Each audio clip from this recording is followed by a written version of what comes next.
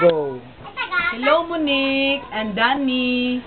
On behalf of my family, this is Lolot. I hope you're gonna be happy. You have a happy marriage, both of you.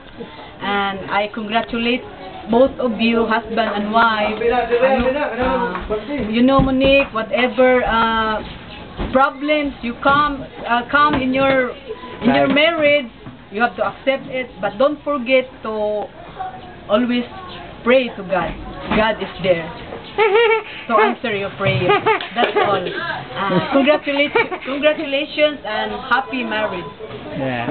That's all. Bye-bye. Hello. Hi, Monique. Hello. So, Ibon, I miss you so much. Both of you there. Yeah. I miss you so much. We miss you. Sige, bye-bye. Bye-bye, Lot. Oh, bye.